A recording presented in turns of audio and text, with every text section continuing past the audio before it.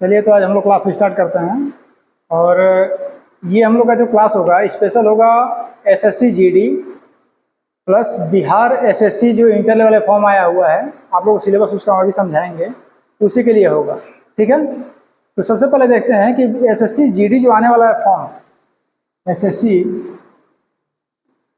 GD, इसका जो form आएगा वो नवंबर में आएगा। कब आएगा? नवंबर में। ठीक है, और इसका एग्ज़ाम जो होगा, एग्ज़ाम वह होगा फरवरी या मार्च तक। मतलब फरवरी से लेकर के मार्च तक क्लियर हो जाएगा कि एग्ज़ाम इसका होगा, इसलिए कि 2024 का लोकसभा इलेक्शन है और उसके पहले सेंट्रल गवर्नमेंट चाहेगी भाई वैकेंसी ज़्यादा दे दे, जितना ज़्यादा वैकेंसी उतना ज़्यादा वोट मिलेगा। ठीक है, तो ये आएगी आपका। अब इसमें हम लोग को देखना है कि सीजीएल मतलब सॉरी एसएससी जीडी का सिलेबस क्या होता है। सबसे पहले हम क्या देखेंगे? सिलेबस। तो ये जो एग्जाम होता है आपका, उसमें 4 सब्जेक्ट आपके पूछे जाते हैं। कितने सब्जेक्ट पूछे जाएंगे? 4। सबसे पहले होगा रीजनिंग, उसके बाद मैथ्स, मैथमेटिक्स। ठीक है, उसके बाद आपका होगा हिंदी या मतलब ऑप्शनल रहता है ये, हिंदी या इंग्लिश। इसके बाद आपका होगा जीके। ये 4 पोर्शन आपका पूछा जाएगा। किसे पूछेगा? एसएससी जीडी का जो एग्ज़ाम होगा फरवरी मार्च में, उसमें आपका जो पेपर होगा वो टोटल पेपर जो होगा वह 80 क्वेश्चन रहेंगे। इसमें कितने क्वेश्चन है बाबू? 80 क्वेश्चन। ये 80 क्वेश्चन जो होंगे वह 160 मार्क्स के होंगे। कितने मार्क्स के? 160, मतलब 160 नंबर के होंगे। इसका मतलब ये है कि जो एक क्वेश्चन होगा वो कितने नंबर का होगा? 2 नंबर का होगा। अब इस पेपर को सॉल्व करने के लिए आपको जो टाइम दिया जाएगा वह टाइम होगा 60 मिनट्स। मतलब 60 मिनट में आपको क्या करना है? 80 क्वेश्चन सॉल्व करना है। टफ है ना थोड़ा सा? क्वेश्चन 80 है, 60 मिनट है, 1 मिनट से भी कम आपको टाइम मिल रहा है। तो चलिए हम लोग देखेंगे किस किस सब्जेक्ट पे कैसे हम लोग फोकस करेंगे। कितने सब्जेक्ट पूछे जा रहे हैं बाबू? 4। कौन कौन? रीजनिंग, मैथमेटिक्स, हिंदी या इंग्लिश और जीके। अब ये हिंदी इंग्लिश क्यों कहा जा रहा है? हिंदी के भी आपको 20 क्वेश्चन दिए जाएंगे, ठीक है ना, और इंग्लिश के भी 20 क्वेश्चन दिए जाएंगे। आप इन दोनों में से कोई भी चूज कर सकते हैं। तो जनरली कौन सा चूज करोगे आप लोग? हिंदी, इसलिए कि नंबर क्या होगा? अच्छा है। और ये गलत भी नहीं है, हिंदी हमारी मातृभाषा है तो उसमें हम लोग ज़्यादा थोड़ा ताकतवर महसूस करते हैं, जबकि ग्रामेटिकली हम लोग बड़ा गलती कर जाते हैं। ठीक है, लेकिन हिंदी चूज करेंगे। इसके बाद आता है जीके जीएस। जीके का मतलब क्या होता है? देखो, जनरल नॉलेज, इसका मतलब क्या होता है? जनरल नॉलेज, सामान्य ज्ञान। और लोग कहते हैं जीएस, तो जीएस का मतलब समझ लो क्या होता है। जीएस का मतलब होता है जनरल स्टडीज, जनरल स्टडी मतलब सामान्य अध्ययन। और एक होता है जीएस जनरल साइंस, सामान्य विज्ञान। ठीक है, तो ये जो जीके जीएस एक ही साथ लोग बोल देते हैं जीके जीएस, वो कौन सा होता है? सामान्य अध्ययन वाला। और सामान्य अध्ययन का मतलब क्या होता है कि आप जितना ही सब्जेक्ट जानते हो, जैसे इतिहास पढ़े हो ना, इतिहास, भूगोल, नागरिक शास्त्र, अर्थशास्त्र, भौतिक विज्ञान, रसायन विज्ञान, जीव विज्ञान, पर्यावरण, मतलब जितना कुछ जानते हो सब में से थोड़ी थोड़ी जानकारी आपको चाहिए इस विषय में। क्लियर है ना? मतलब सबसे ब्रॉड सिलेबस किसका होने वाला है? जीके का। और कितना क्वेश्चन इससे पूछेगा बाबू? 20 क्वेश्चन। कितने नंबर का पूछेगा? 40 नंबर का। 40 नंबर का ये क्वेश्चन पूछेगा। अब आते हैं, देखते हैं रीजनिंग। तो रीजनिंग का मतलब क्या होता है? रीजनिंग का हिंदी होता है तर्क शक्ति। क्या होता है? तर्क शक्ति। रीजनिंग का मतलब ये होगा कि जैसे हम आपसे कहते हैं, एग्जाम्पल एक लेते हैं कि ये हमारे पास ब्लॉक है, 4 ब्लॉक है बाबू, ठीक है ना, हमने 4 ब्लॉक बना दिया। अब इस 4 ब्लॉक हम कह रहे हैं कि चलो भाई ये क्या है? गोला, दूसरे में, तीसरे में, अब इसमें क्या होगा? 4 गोला हो जाएगा, 1 2 3 4। तो ये वाला हमारा ऑप्शन सही हो गया। ऑप्शन में ऐसा देगा तो उसको मार देना है। बात समझ आ गया ना? ये तर्क शक्ति। तर्क का मतलब क्या हुआ ना कि आप अपनी बुद्धि का इस्तेमाल करो और बताओ कि आंसर क्या होगा। तो ये हार्ड नहीं होता है। बच्चे कहते हैं कि रीजनिंग हार्ड होता है, रीजनिंग हार्ड नहीं होता है। बात समझ आ गया? किस तरीके क्वेश्चन पूछेगा। और क्या पूछ सकता है, ये पूछेगा इसमें कि जैसे मान लो कि ये गोला बना दिया गया, दिख रहा है सबको, दिख रहा है वो नहीं दिख रहा है, बहुत बढ़िया। यहाँ बनाते हैं, इसको मिटाते हैं, यहाँ बनाते हैं। हमने क्या बना दिया, यहाँ एक गोला बना दिया, ठीक है, यहाँ एक गोला बना दिया और यहाँ एक गोला बना दिया, 3 गोला दिख रहा है। हम ये कह रहे हैं कि इसमें क्रिकेट खेलने वाले लोग बैठे हैं, क्रिकेट खेलने वाले बच्चे बैठे हैं, ठीक है। इसमें फुटबॉल खेलने वाले, और इसमें हॉकी खेलने वाले, ठीक है ना, तीनों में बैठे हुए हैं। अब यहाँ पे कह रहा है कि इसमें 10 बच्चे हैं, 10 बच्चे, इसमें 12 हैं और इसमें 15 हैं, ठीक है। यहाँ पर हमने लिख दिया 3, यहाँ पर लिख दिया 4, यहाँ पर लिख दिया 5, यहाँ पर लिख दिया 2। समझ आ रहा है बाबू सब? कहीं पे अगर ऐसा दिखे ये, तो ये वाला पार्ट होता है दोनों में कॉमन कहलाता है, कॉमन है ना। अच्छा अब बताओ, हम क्वेश्चन पूछे आपसे इसमें कि वैसे कितने बच्चे हैं जो क्रिकेट और फुटबॉल खेलते हैं, केवल क्रिकेट और फुटबॉल। इस गोले में जितने लोग हैं क्रिकेट खेलते हैं, ठीक है, इस गोले में जितने लोग हैं फुटबॉल खेलते हैं, इस गोले में जितने हैं हॉकी खेलते हैं। हम क्या पूछ रहे हैं, क्रिकेट और फुटबॉल ही केवल, मतलब हॉकी नहीं खेले। तो देखो ये कॉमन है ना दोनों में, तो 2 और 3, ठीक है, मतलब 5 बच्चे नहीं, 3 जो है ना वो हॉकी भी खेल रहा है। हमने क्या पूछा, हमने कहा केवल फुटबॉल और क्रिकेट खेले, तो कितने बच्चे, 2 बच्चे, हो गया आंसर। अब पूछा अगर कितने बच्चे हैं जो केवल क्रिकेट और हॉकी खेलते हैं, 4। समझ में आ गया? कितने बच्चे हैं जो केवल फुटबॉल और हॉकी खेलते हैं, और कितने बच्चे ऐसे हैं जो तीनों खेलते हैं? यही तो है रीजनिंग, समझ आ गया ना, यही क्या है, रीजनिंग है। तो टफ है नहीं, चलो इसको मिटा देते हैं। तो ये हो गया, हम लोग रीजनिंग पढ़ेगा। अभी आपको सिलेबस हम बताएंगे कि सिलेबस इसमें क्या क्या है, अलग अलग चैप्टर होंगे, ठीक है ना इसमें। अब देखेंगे हम लोग कि मैथमेटिक्स हम लोग को देखना है, क्या पढ़ना है उसके बाद, मैथमेटिक्स। रीजनिंग भी कितना क्वेश्चन रहेगा बाबू, 20, कितने नंबर का, 40 नंबर। मतलब जो 4 सब्जेक्ट आपको हम दिखा रहे हैं वो चारों 20-20 क्वेश्चन आएगा, 20-20 क्वेश्चन। इसमें कितना क्वेश्चन बाबू, 20। मार्क्स कितना रहेगा, 40। इसमें भी कितना, 20, मार्क्स कितना, 40, ठीक है। हिंदी वाले में भी 20 क्वेश्चन, 40, ठीक है। अब यहाँ मैथमेटिक्स है भाई, मैथमेटिक्स में 10 से 12 चैप्टर हैं आपको पढ़ने हैं, और इसका नाम मैथमेटिक्स नहीं होता है, जानते हो क्या नाम लिखा जाता है, एलिमेंट्री मैथ्स। एलिमेंट्री का मतलब क्या होता है ना, कि जो आप बचपन में पढ़ लिए हो, 6, 7, 8। ये बताओ, हम पूछे साधारण ब्याज, पढ़े हो ना, याद हो या ना हो लेकिन पढ़े हो, साधारण ब्याज, ठीक है।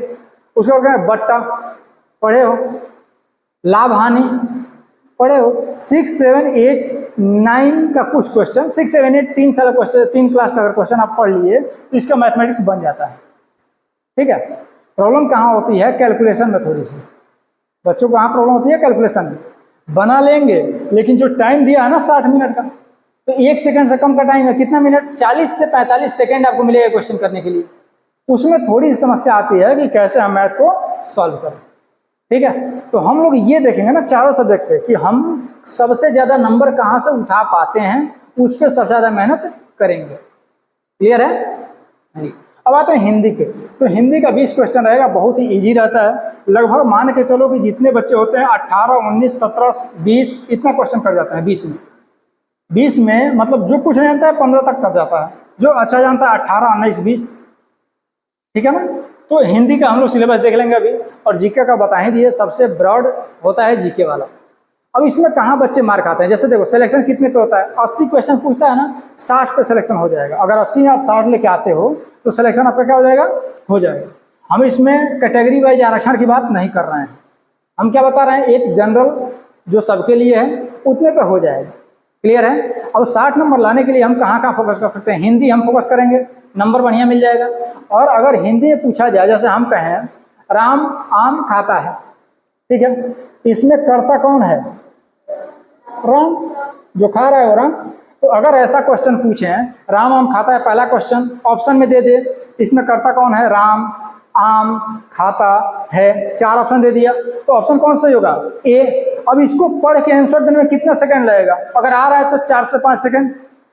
मतलब ये कि 20 क्वेश्चन करने में आपको 10 मिनट से कम टाइम लेना है। 5 से 10 मिनट के बीच में क्या कर देना है? ये 20 क्वेश्चन कर देना। मतलब जो आप इसको कर लोगे, मान लेते हैं कि 10 ही मिनट लगे आपका, हालांकि अगर थोड़ा सा फास्ट करोगे तो कितने मिनट में कर लोगे? 5 से 7 मिनट में। तो आपको यहाँ से कितना बच जाएगा? इसको हम लोग क्या लेते हैं, एवरेज ले लेते हैं 8 मिनट। 8 मिनट में हम लोग क्या कर जाएंगे? हिंदी को हमको कर लेना है, ठीक है। इसके बाद जाएंगे जीके में। तो भाई जीके में भी जो क्वेश्चन पूछता है, इसमें सॉल्व करने की जरूरत नहीं होती है। आ रहा है तो आ रहा है, नहीं आ रहा है तो खत्म। राम जी का जन्म कहाँ हुआ था? लखनऊ, धनबाद, अयोध्या, देखो, ठीक है। तो ऑप्शन में आ गया अयोध्या, आपने मार दिया। ये भी करने में कितना टाइम लगेगा? 2 से 3 सेकेंड। बात समझ आ रहा है? मतलब जीके में भी आ गया तो ठीक है, नहीं आया तो भी ठीक, मतलब 7 से 8 मिनट में करके हम निकल जाएंगे ना। टाइम हमको व्यर्थ नहीं करना है आपके। इसको हम ले लेते हैं, चलो 8 ही मिनट ले लेते हैं इसको भी, 8 मिनट। अब हमारे पास कितना था टोटल? 60 मिनट। कितना हमारा चला गया? 16 मिनट। बचा कितना? 44 मिनट, ठीक है ना। अब 44 मिनट में आते हैं तो रीजनिंग पे आएंगे। तो रीजनिंग भाई, एक क्वेश्चन 1 मिनट तो ले लेगा, मतलब 15 से 20 मिनट लेगा ये। जो थोड़ा सा प्रैक्टिस ज़्यादा करेगा उसका 15 मिनट, जो प्रैक्टिस कम करेगा उसका 20 मिनट। हम मान के चलते हैं कि ये 18 मिनट में हो जाएगा। एवरेज ले लिया हमने, कोई 15 मिनट में कर सकता है। जब 15 मिनट कर लोगे तो कितना टाइम बच जाएगा तुम्हारा? लगभग 30 मिनट। अगर 18 मिनट में करोगे तो बचेगा 27 मिनट। चलो 18 मिनट में ही कर लेते हो तो हमको मैथमेटिक्स में कितना टाइम बच गया? लगभग 25 से 27 मिनट बच गया ना बाबू। अब बताओ 20 क्वेश्चन है तो अभी हमारे पास टाइम कितना मिल रहा था? 40 सेकेंड। अब कितना मिल रहा है? लगभग 1.5 मिनट मिलने लगा ना, लगभग 1.5 मिनट। उसमें भी अगर आप तेजी दिखाओगे ना तो इन दोनों को 5-5 मिनट में कर लोगे। अभी पढ़ाया जाएगा, प्रैक्टिस सेट कराया जाएगा ना, तो पता चलेगा। इसको कर लोगे आप लोग 5-5 मिनट में, तो हमको 2-2 मिनट भी मैथ में बच जाता है। और ये तब डिपेंड करेगा कि आपकी तैयारी कैसी है। जब इसको करके भागो और यहाँ पे आकर थोड़ा टाइम देकर मैथ में पहुंच जाओ। और एक चीज जान लो, 20 क्वेश्चन में मैथ में अगर कोई ला रहा है 12-15 के बीच में, तो वो बढ़िया रैंक ला देगा। मैथमेटिक्स ही एक ऐसा पोर्शन है इस एसएससी जीडी में जो बच्चों को फेल करा देता है। हिंदी में और रीजनिंग में दोनों में बच्चे कितना लाते हैं? 15-15 ऊपर। जैसे देखो एक एग्जाम्पल देते हैं, अपने गांव के कुछ बच्चे फेल हुए तो उनका लगभग 48-50 था। मान लेते हैं 50 था किसी बच्चे का, तो 50 रहा होगा। तो ये भी पता है कि मैथमेटिक्स में 10 से ऊपर नहीं गया होगा, नहीं तो ऊपर जाता तो हम क्या कर रहे हैं? अगर आप 15 तक पहुंच जा रहे हो, 14-15 तो आपका सिलेक्शन है बढ़िया रैंक पे, तो 10 के नीचे होगा। मान लेते हैं 8 था, और तब कितना 42 नंबर उसको बचा मैथ को छोड़ के। जीके में भी 8 से 10 के बीच में रहा होगा, तब कितना बचा? 34 नंबर, ठीक है। अब 34 नंबर का मतलब हुआ कि 17 इसमें और 17 इसमें आया है। तो रीजनिंग में और हिंदी में फेल होने वाला भी बच्चा अच्छा कर रहा है, देख रहे हो ना। मतलब आप अगर हिंदी में 18 नंबर मार रहे हो, ये सोच रहे हो सिलेक्शन होगा, तो ये समझने की बात है कि सिलेक्शन नहीं होगा। जो फेल हो रहा है उसका भी 18 आ रहा है, रीजनिंग में भी आ रहा है। हमको फोकस कहाँ करना है? 2 चीजों पे, इस पे और इस पे। क्लियर हुआ? अब यहाँ पे देखेंगे कि ये तो हम लोग देख लिए। जीके वाला पोर्शन देखेंगे तो जीके में आपको इतिहास पढ़ना होगा, भूगोल पढ़ना होगा, संविधान पढ़ना होगा। इन तीनों से लगभग 12 से 14 क्वेश्चन आते हैं 20 क्वेश्चन में। 3 सब्जेक्ट ध्यान समझो, इतिहास, भूगोल और संविधान। इन 3 से कितना आ रहा है क्वेश्चन? 12 से 14 क्वेश्चन। तो बाकी जो क्वेश्चन आ रहा है, जैसे बायोलॉजी से 3 क्वेश्चन आ जाएगा लगभग। ये जरूरी नहीं 3 ही आएगा, 2 भी हो सकता है, 4 भी हो सकता है, ठीक है। फिजिक्स से 1, केमिस्ट्री से 1 मान लेते हैं। मतलब फिजिक्स, केमिस्ट्री, बायोलॉजी, भौतिक विज्ञान, रसायन विज्ञान और जीव विज्ञान, तीनों मिला करके हम लोग मान के चलते हैं 4 से 5 क्वेश्चन हमारा रहेगा। तो 3 सब्जेक्ट पढ़ने से अच्छा है कि हम एक सब्जेक्ट वो उठाएं जिसमें से 3-4 नंबर अकेले उठ रहा है। जैसे 4 से 5 क्वेश्चन अकेले इतिहास उठा देगा, 3 से 4 क्वेश्चन संविधान उठाएगा, 3 से 4 क्वेश्चन भूगोल उठाएगा। समझ में आ रहा है? तो यहाँ अगर 3 पे मतलब अपना पकड़ बना लेते हैं तो 12-14 नंबर यहाँ आ जाएंगे। बात समझ आ रही है ना। और सिलेक्शन लेना है 60 से ऊपर जाना है तो देख लो हम बता रहे हैं आंकड़ा 18 और 18 मतलब हिंदी और इंग्लिश मिलेगा 35 कम से कम 35 होगा। अब कितना लाना है 25 लाना है। तो 25 लाना है तो मैथमेटिक्स में आपको हम कितना बोले थे 12 से 15 के बीच में। तो इसमें आना है आपको 14-15। अब रहा इसमें तो 10 से 12 14। जीके में देखो होता क्या है जीके का सिलेबस इतना बड़ा है ना कोई कॉन्फिडेंस नहीं कर सकता है कि हम मार के आ जाएंगे। मैथमेटिक्स में अगर आप एक चैप्टर को खूब पढ़ लिए ना तो उसमें से क्वेश्चन बना के आ जाओगे। लेकिन जीके में हम कुछ भी पढ़ा दें। ये बताओ रामायण देखे हो ना आप लोग। अब क्या रामायण से कोई भी क्वेश्चन उठेगा बता दोगे नहीं। जबकि रामायण की कहानी आप हमको सुना दोगे पूरा कहानी हमको सुना दोगे।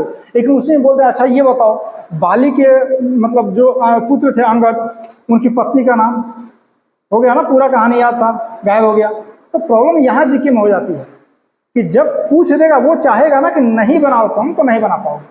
तो हमको क्या मान के चलना है हमको अपना एफर्ट लगाते रहना है।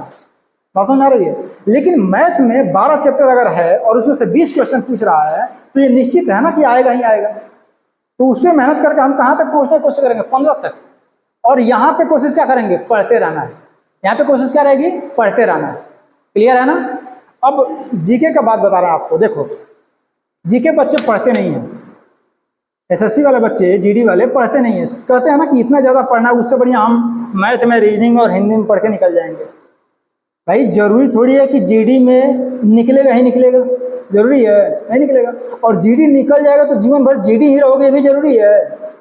जरूरी है। डिपार्टमेंटल एग्जाम भी होते हैं। जैसे तुम अगर सिपाही बन के चले जाओ और दरोगा का एग्जाम का भर्ती आता है ना तो उसमें डिपार्टमेंटल होता है। जैसे मान लो 1000 सीट आ गया दरोगा का तो कहेगा ना कि इस 1000 में से 100 सीट डिपार्टमेंटल है मतलब जो सिपाही है वो भरेगा। और उसका पेपर आता है बहुत ईजी। जो बाहर के लोग फाइट करेंगे उनसे ईजी आएगा ना। उसके बाद से फाइट करने वालों की संख्या क्या होगी कम होगी। जो सिपाही में है वही फॉर्म भरेगा।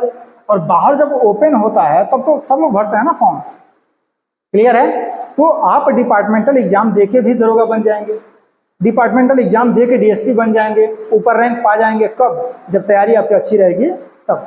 अगर केवल जीडी के लिए पढ़ना है किसी तरीके से पढ़ के एग्जाम में सिलेक्शन हो जाए इसके बाद पढ़ाई से मतलब नहीं है तो फिर आप जीडी के जीडी ही रह जाएंगे सिपाही के सिपाही ही रह जाएंगे। क्लियर हुआ ना। तो अब हम लोग क्या क्राइटेरिया अपनाएंगे जीके के लिए कि जो जीके का आपका सिलेबस दिया है ना हम सिलेबस देखे हैं सारा ही बताएंगे आप लोगों को। वो किसी भी एग्जाम को देने जाओगे ना मतलब पीसीएस का एग्जाम उठाओगे वही सिलेबस। समझो हम बात क्या बता रहे हैं। जैसे हम कह दें कि गांधी जी के बारे में पूछेगा। क्लियर है ना बाबू। तो गांधी जी के बारे में ये भी हो सकता है गांधी जी का नाम क्या है। गांधी जी के बारे में हो गया ना। ये भी हो सकता है कि गांधी जी ने कौन कौन सी पुस्तकें लिखी तब हुआ ना। ये भी पूछ सकता है गांधी जी ने कौन कौन सी रणनीतियां अपनाई अंग्रेजों के खिलाफ। तो कहने का मतलब है कि जीडी को दे रहे हो तो गांधी को थोड़ा सा हल्का पूछेगा। थोड़ा सा दरोगा का बढ़ोगे ऊपर देने के लिए गांधी का थोड़ा सा टफ पूछेगा। पीसीएस का देने जाओगे तो गांधी का और डीप में पूछेगा। लेकिन पूछेगा किसके बारे में गांधी जी के बारे में। इसकी तुलना अगर हम रामायण से कर दें चूंकि आप लोग देखे हो तो आपको समझ में आएगा। मान लो हम कहते हैं कि राम जी से आपको क्वेश्चन पूछेगा। ठीक है राम जी के बारे में क्वेश्चन पूछेगा। अब राम जी के बारे में क्या पूछेगा जीडी का सर देने जा रहे हैं तो हम क्या क्या पढ़ लें। राम जी के पिताजी का नाम क्या था माता जी का नाम क्या था पत्नी का नाम क्या था कब वन में गए और युद्ध कौन कौन सा किए याद कर लिए वन लाइनर। ठीक है। दरोगा में क्या पूछेगा सर तो दरोगा में पूछेगा और थोड़ा डीप में राम जी यात्रा कर रहे थे तो उनके कौन कौन लोग उनसे मिले ये पूछ देगा। नहीं हमको सर पीसीएस देना है तो उसमें क्या पूछेगा तो उससे पूछेगा कि जब राम जी रावण से युद्ध कर रहे थे तो कौन कौन सा दिव्यास्त्र चला रहे थे और डीप में उतर गए। बात समझ आ रहा है। तीनों में अगर एक बार पूरा रामायण ही बढ़िया से पढ़ लिया जाए तो तीनों कवर नहीं हो जाएगा। हो जाएगा ना। और पहला हमको हमारे तरफ से ऐसा लगता है ना कि पहले वाला क्वेश्चन केवल नाम याद करना और टफ होता है बोरिंग हो जाएगा भाई। हम कहेंगे मान लो तुम लोग कुछ नहीं जानते हो जैसे चलो तुम लोग को बता रहे हैं जैसे कोई धर्म क्रिश्चियन के धर्म के बारे में जानते हो नहीं जानते हो नहीं जानते हो। उनका एक पुस्तक होता है बाइबल जैसे हम लोग का रामायण होता है। और बाइबल के बारे में आए हम बताने के लिए आपको और केवल नाम याद कराएं। चलो बाइबल को इसने लिखा बाइबल को मतलब उसमें ये संदेश दिया गया तो आप बोरिंग हो जाओगे ना। एक पेज में बाइबल हमने खत्म कर दिया याद कर रहे हो इसमें से क्वेश्चन पूछेगा। और जिस तरीके से हमारी कहानी होती है उस तरह बाइबल को और समझाता तो इंटरेस्ट जगेगा ना और भूलेगा भी नहीं। लेकिन क्या होता है दिक्कत ये होती है कि टाइम लेता है। क्या करेगा ये टाइम लेगा। लेकिन कहानी के साथ जब चलेंगे ना तो एक बार में पढ़ने के बाद फिर दोबारा जीवन में पढ़ने की जरूरत नहीं होती है। आप अपने सीनियर लोगों से पूछना जो जीडी का एग्जाम दिए हैं, जब फॉर्म आएगा तो पढ़ते हैं, उसके बाद छोड़ देते हैं और फिर जो याद किए थे ना उसी को याद करने बैठते हैं। तो पढ़ाई ऐसी क्यों ना की जाए कि जो इस बार हम याद कर लें अगली बार याद करने की जरूरत न पड़े। अगर हम बाई चांस फेल हुए, मान लेते हैं कि 60 कट ऑफ गया, हमारा 55 आ गया, तो हमको 55 तक आने के लिए फिर दोबारा मेहनत करने की जरूरत न हो। अब 5 नंबर का हमको मेहनत करना, बार बार हम मेहनत करेंगे शुरू से तो कहाँ मेहनत कर पाएंगे। तो हम लोग का मतलब रहेगा क्या कि जीके हम लोग का डेली चलेगा, डेली। इसमें से एक सब्जेक्ट हम लोग लेके चलेंगे जिसको पढ़ेंगे हम लोग आधा घंटा। इसमें से कितना पढ़ेंगे? आधा घंटा। हम लोग के पास लगभग 6 महीने टाइम है, 5 से 6 महीने, तो टाइम ज़्यादा नहीं है। इसलिए कि अकेले ही 1 साल ले लेगा अगर बढ़िया से पढ़ा जाए तो, लेकिन पढ़ने में मज़ा आएगा, जीके पढ़ने में मज़ा आएगा। ठीक है, तो इसको हम लोग एक साथ ले चलेंगे जिसको हम लोग 40 से 45 मिनट टाइम देंगे। ठीक है, उसके बाद से इन तीनों में से जो भी सब्जेक्ट आप कहोगे उसको हम लोग डेली ले चलेंगे, 30 मिनट टाइम देंगे। हम लोग का डेली का रूटीन रहेगा अप्रॉक्स 1.5 घंटे का, जिसमें 10-15 मिनट तो इधर उधर हो जाएगा। पढ़ाई हम लोग कितना होगा? 45 + 30 मिनट। ठीक है ना, ये हम लोग का क्लास चलेगा। समझ में आ गया? तो एक एक टॉपिक का इसको थोड़ा सा नोट भी कर लो, आप लोग नोट कर लो। हाँ, माइनस मार्किंग इसमें कितना होता है? 1/4। मतलब ये हुआ कि अगर आप 4 क्वेश्चन गलत कर दिए तो आपका एक सही क्वेश्चन क्या हो जाएगा? कट जाएगा। जैसे मान लो आप 80 क्वेश्चन किए, 80 क्वेश्चन में आपका 40 क्वेश्चन सही हो गया और 20 क्वेश्चन गलत। आपसे अटेम्प्ट तो करोगे ना, तो 20 क्वेश्चन हो गया गलत। तो 4 क्वेश्चन पे 1 कट जा रहा है नंबर, तो 20 क्वेश्चन पे कितना कट जाएगा? 5। तो आपका नंबर कितना आना चाहिए था? 40, आ जाए कितना? 35। समझ आ गया ना? तो माइनस मार्किंग भी होता है, मतलब इसमें तुक्का मारना सही नहीं है। ठीक है, तो इस सिलेबस को नोट करेंगे आप लोग। अब हम क्या करेंगे, एक एक का सिलेबस का बताएंगे, जैसे रीजनिंग हुआ। ठीक है, मैथमेटिक्स का कौन कौन सा चैप्टर हम लोग पढ़ना है, हिंदी हुआ, इंग्लिश का नहीं देखेंगे, बाद में अगर नॉलेज के लिए कहो तो इंग्लिश भी पढ़वा दिया जाएगा टीचर बुला के, और जीके देखा जाएगा। अच्छा, जीके में इतिहास, भूगोल और संविधान, इन तीनों में कौन सा विषय आप लोग पढ़ना चाहोगे? आप लोग का चॉइस है। संविधान। अच्छा, अरे बोलोगे तुम लोग भी? संविधान पढ़ा दें। पीछे लाइन देखो, संविधान पढ़ाइए ठीक है, लेकिन संविधान में भागना नहीं है। संविधान में जैसे देखो एक चीज और है, जितना मेहनत से हम पढ़ाएंगे ना उतना मेहनत से पूछेंगे। और दूसरा चीज, आप लोगों की शिक्षा ये फ्री में मिल रही है कि पैसा दे के ले रहे हो? फ्री मिल रही है ना? अरे तेज बोलो भाई, नहीं तो यूट्यूब पर ऑनलाइन में देखेंगे तो कहेंगे झूठ बोलवा रहे हैं। फ्री मिल रही है तो उसके लिए जरूरी क्या है कि आपकी रेगुलरिटी जरूरी है। हमारा लक्ष्य क्या है? पैसा कमाना कि शिक्षा बढ़िया से बढ़िया देना और सिलेक्शन दिलवाना? सिलेक्शन दिलवाना। तो सिलेक्शन दिलवाने के लिए जरूरी है कि आप सब रेगुलर रहोगे तो सिलेक्शन मिलेगा। अगर पैसा हमारा लक्ष्य होता तो आप आते, हम एडमिशन ले लेते, 5,000 रुपये आपसे ले लिए, 10,000 रुपया ले लिए, उसके बाद आओ या ना आओ, नहीं आओगे तो और बढ़िया हमारा सीट खाली रहेगा, दूसरा बैठेगा। लेकिन ऐसा तो है नहीं। तो जब सिलेक्शन हमारा लक्ष्य है तो भाई रेगुलरिटी जरूरी है, अनुशासन जरूरी है। आप जब हमारे पास पढ़ के लगभग 1 महीना मान लेते हैं, चलते हैं, अगर मार्केट में निकलो तो दिखना चाहिए कि आप पढ़ रहे हो कहीं, वो आपके कैरेक्टर में दिखेगा। बात समझ आ रही है ना? आपके बातचीत में दिखने लगेगा, और ये तभी दिखेगा जब आप रेगुलर रहोगे, हमारी मेहनत को सार्थक करोगे। तो संविधान तो हम स्टार्ट करेंगे, लेकिन संविधान के लिए जितना हम यहाँ याद करवाएंगे वो आपको याद होना चाहिए। क्लियर है? इसको नोट करो, फिर क्लास स्टार्ट करते हैं। हो गया? नोट हो गया ना? मिटा दें? ठीक है। तो संविधान स्टार्ट किया जाए।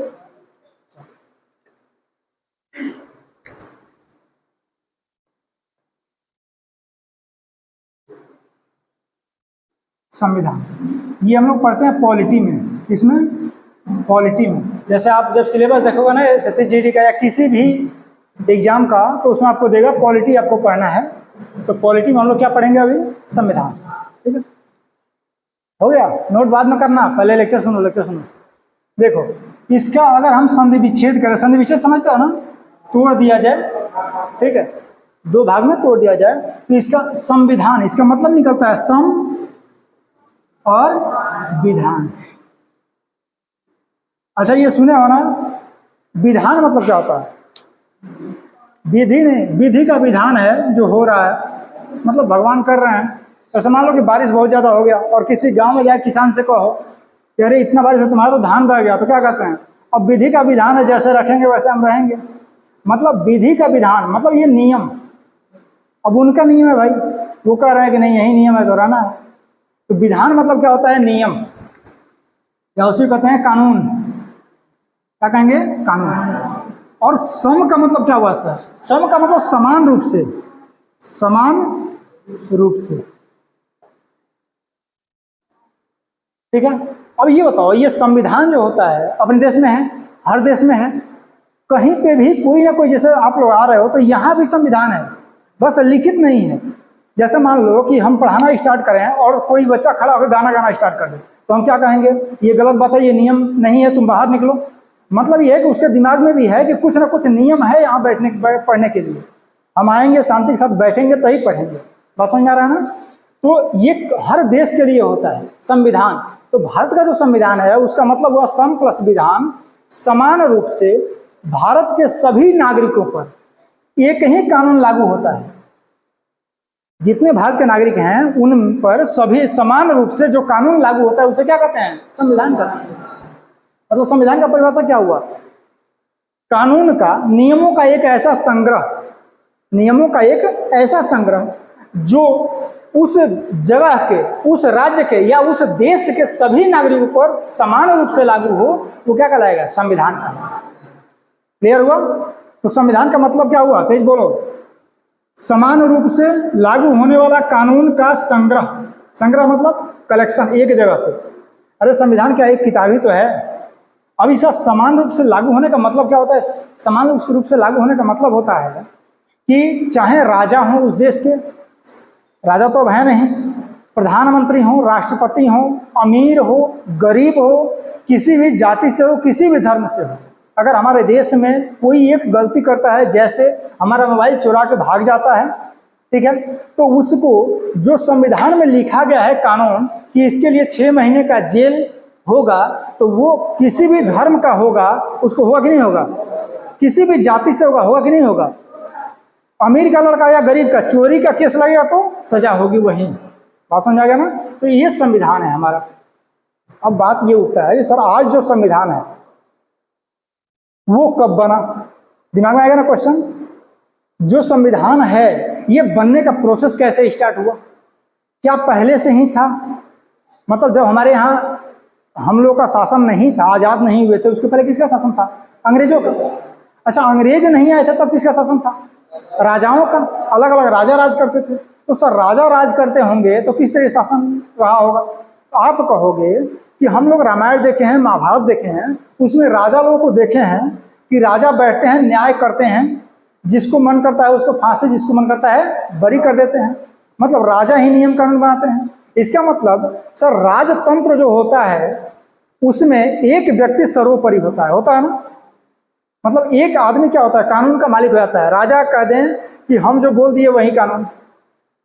रावण यही कहता था ना कि हम जो बोल दिए वही कानून। लेकिन संविधान कहाँ पे आता है? जहां लोकतंत्र होता है। लोकतंत्र का मतलब क्या हुआ? जहां लोगों का शासन है। लोकतंत्र, लोक मतलब होता है लोग, तंत्र मतलब होता है शासन। लोगों का शासन मतलब लोकतंत्र। भारत में लोकतंत्र है कि राजतंत्र है? लोकतंत्र। कैसे? अगर हम पूछे कैसे, क्या कहोगे? यहाँ पे हमेशा इलेक्शन होता रहता है। राज्य में भी इलेक्शन होता है 5 साल में, पंचायत में भी इलेक्शन होता है, केंद्र में भी प्रधानमंत्री के लिए इलेक्शन होता है। तो जहाँ पब्लिक इलेक्शन में मतलब पार्टिसिपेट करके और अपना नेता चुने कि ये आदमी हमारे पे शासन करेगा, वहाँ क्या कहलाता है? लोकतंत्र कहलाता है। अगर वो शासन बढ़िया नहीं किया तो हम क्या कर देंगे? बदल देंगे। लेकिन राजतंत्र में ऐसा होता था? नहीं होता। तो हम सबसे पहले चलेंगे इतिहास में कि हमारा संविधान बनने की प्रथा कैसे स्टार्ट हुई। तो देखो 2 पढ़ने का तरीका है संविधान। एक पढ़ने का तरीका ये है कि जो आज का संविधान हमारा है उसको हम बता दें कि संविधान में क्या क्या है, ठीक है ना?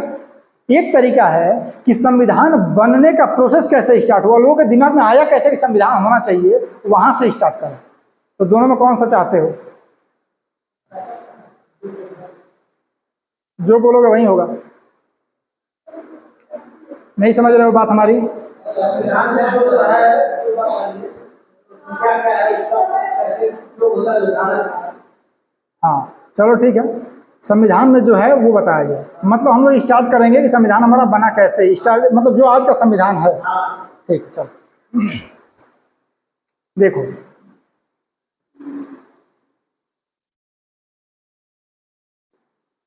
ये आज का हमारा प्यारा भारत है, ठीक है ना। ये इधर जगह नहीं है तो भारत वाला छोड़ देते हैं। ये वाला भारत है, यहाँ पे क्या बाबू? दिल्ली है। यहाँ पे क्या है? मुंबई है, ठीक है। ये हमारा यहाँ से एक लाइन गुजरती है, इसे हम लोग क्या कहते हैं? कर्क रेखा। बहुत बढ़िया, ये लाइन जो होता है कर्क रेखा कहते हैं, ठीक है।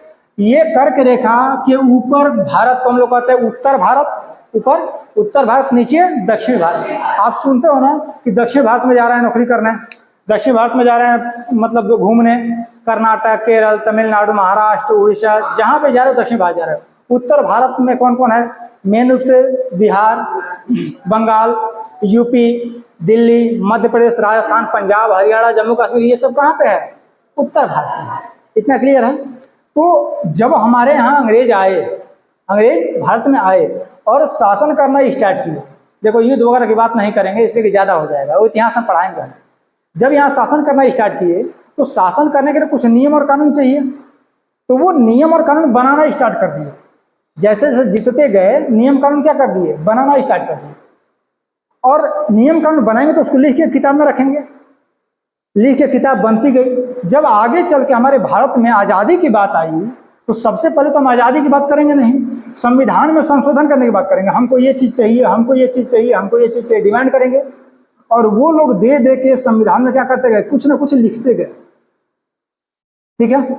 अब हम बात करते हैं भारत आजाद कब हुआ बाबू? 15 अगस्त 1947 को, ठीक है ना, 47 को। संविधान कब बना? 26 जनवरी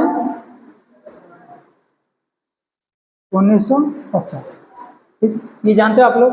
देखो संविधान हमारा बना था 26 नवंबर 1949 को। 26 नवंबर 1949 को हमारा संविधान बन गया था। हमने क्या पूछा? संविधान हमारा कब बना? तो बना था कब?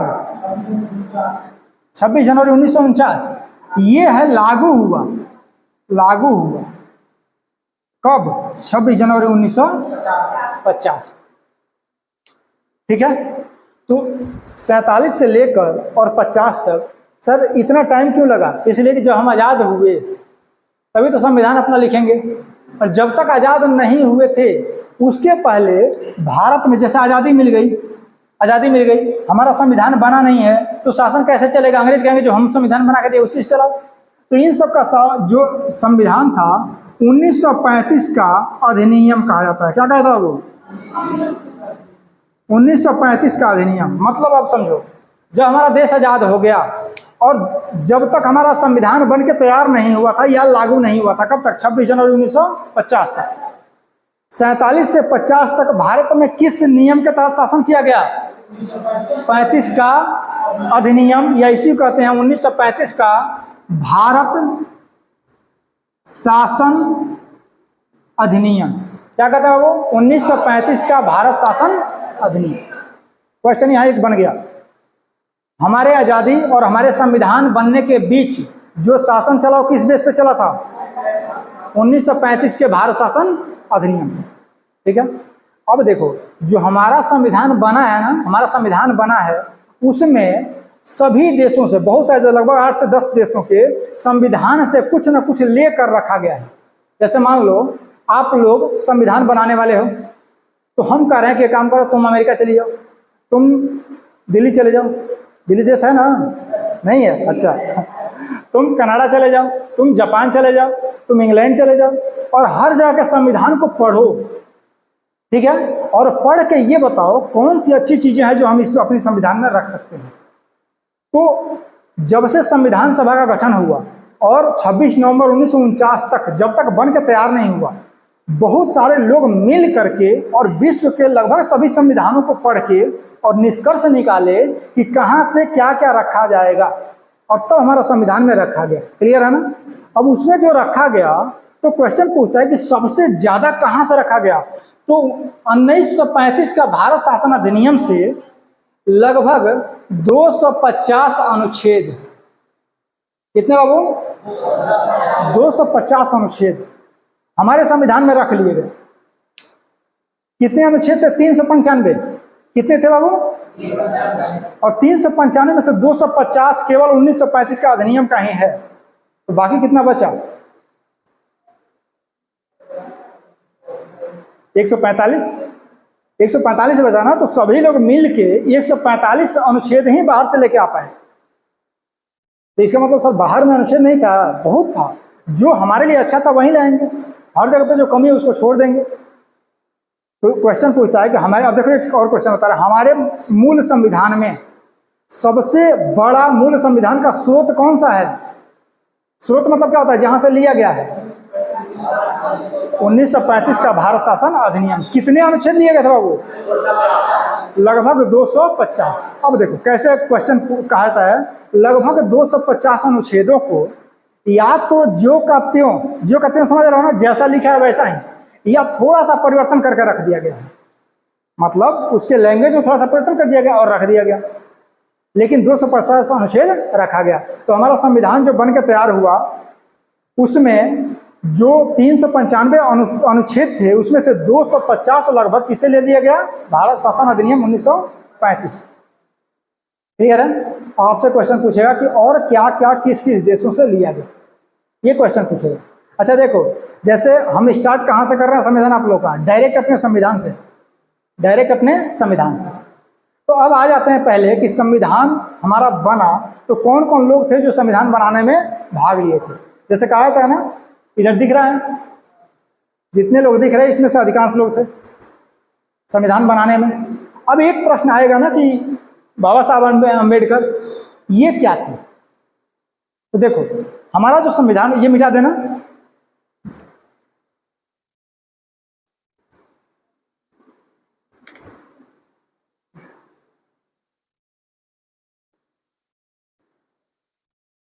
यहां दिख रहा है साफ।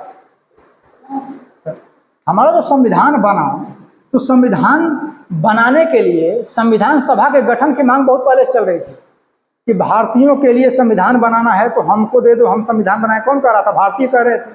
अंग्रेज देंगे हाथ में तुम्हारे, मान लो कि हम विदेशी हैं, राजा हैं, ठीक है ना, हमको शासन करना था, अपने अनुसार कहेंगे ना। अब मान लो हम दे दे तुम लोगों को कि चलो कोचिंग में कितना फीस लगेगा बच्चे तुम ही बताओ, तब कितना फीस हो जाएगा? 0। ठीक है, कोचिंग में कितना फीस लगेगा ये डिसाइड कौन करेगा? हम करेंगे। मतलब मैनेजमेंट इसीलिए रखी जाती है ना, मैनेजमेंट स्कूल का। अब कन्वेंट स्कूल में तुम अपने बच्चों का एडमिशन कराया जाओ, तुम लोग बच्चों का एडमिशन कराया जाओगे भाई बहन का, ठीक है, वहाँ पे जाओ और ये कह दिया जाए मैनेजर के द्वारा कि भाई आप ही बताओ कितना फीस दोगे, तुम्हें बताओगे उतना लिख देंगे। तुम क्या कहोगे? 25 पैसा लग रहा था सरकारी में, आप भी उतना ही ले लीजिए। चल पाएगा स्कूल? नहीं चल पाएगा। बात समझ में आ रहा है? तो अंग्रेज, भारतीय क्या कर रहे थे कि भारतीयों के लिए जो कानून बनेगा, संविधान बनेगा, उसके लिए बनाने की जिम्मेदारी किसको दे दो? हमको दे दो। अंग्रेज कह रहे थे ऐसा नहीं होगा। लेकिन जब बहुत ज्यादा संघर्ष हुआ संविधान सभा के लिए, तो फाइनली जाके 1946 में संविधान सभा का गठन हो गया बाबू। संविधान सभा का गठन हुआ। अब ये भी एक क्वेश्चन है। अच्छा एक चीज देखो, हमारे मुंह से निकली हुई एक एक आवाज एक एक क्वेश्चन है। समझ आ रहा है ना? हम जो भी बोल रहे हैं ना वो क्वेश्चन बन जाएगा। अब क्या होगा कि आप कितना यहाँ पे कंसंट्रेशन सुन रहे हो, इस पे डिपेंड करेगा कि आप कितना अच्छा मार्क्स लेके आओगे। जो कॉपी में लिखवाया जाएगा वो, और जो बोल रहे हैं वो, उसमें बड़ा अंतर होता है। कॉपी में हम वो लिखवाएंगे ना जो क्वेश्चन पूछा है, समझ आ रहा है ना? लेकिन हम जो बोल रहे हैं इसमें से पूछ सकता है। जितना हम बोलेंगे सारा लिखाएंगे थोड़ी, तो आपको यहाँ पे ध्यान देना है। तो हम क्या कर रहे हैं अभी, 1946 में संविधान सभा का गठन किया गया, ठीक है। अब संविधान सभा का गठन कौन करेगा बाबू? अंग्रेज कहेंगे भाई संविधान सभा का गठन कर दो।